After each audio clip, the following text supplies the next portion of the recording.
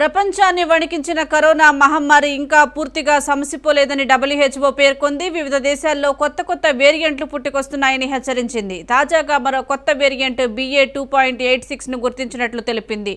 పిరోలాగా వ్యవహరిస్తున్న ఈ కొత్త రకం కరోనా కేసులు అమెరికా, UK, చైనా, డెన్మార్క్లలో నమోదవుతున్నాయని వివరించింది. అమెరికాలోని centres for disease control and prevention నిపుణులు పిరోలా వ్యాప్తిపై ఆందోళన వ్యక్తం చేస్తున్నారు. ఈ కొత్త వేరియంట్ ఇప్పటికే పలు రీజియన్లకు పాకిందని, వేగంగా వ్యాపిస్తుందని చెబుతున్నారు. ఇప్పటి వరకు గుర్తించిన కేసులను పరిశీలించగా బాధితులపై పిరోలా లక్షణాల్లో తీవ్రత లేదన్నారు. అయితే వైరస్ వ్యాప్తి మాత్రం వేగంగా జరుగుతోందని చెప్పారు. కాగా విదేశాల్లో పిరోలా కేసులు గుర్తించిన నేపథ్యంలో అప్రమత్తంగా ఉన్నట్లు కేంద్ర ఆరోగ్య శాఖ ఒక ప్రకటనలో తెలిపింది. ఈ వైరస్ మన దేశంలో రాలేదని పేర్కొంది.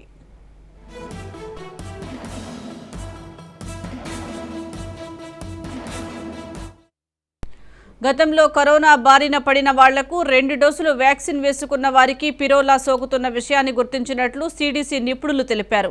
దీనిని బట్టి పిరోలా వేరియంట్ చాలా పరివర్తనాలకు గురైందని తెలుస్తోందన్నారు. ఇప్పటి వరకు వచ్చిన వేరియంట్లతో పోలిస్తే పిరోలా మరింత శక్తివంతమైందని వివరించారు. ఈ వేరియంట్కు సంబంధించిన శాంపిల్ ఇంకా తమకు అందలేదని, శాంపిల్ను పరిశీలించాకే ఈ వైరస్ ఎంత ప్రమాదకరమనేది చెప్పగలమని పేర్కొన్నారు.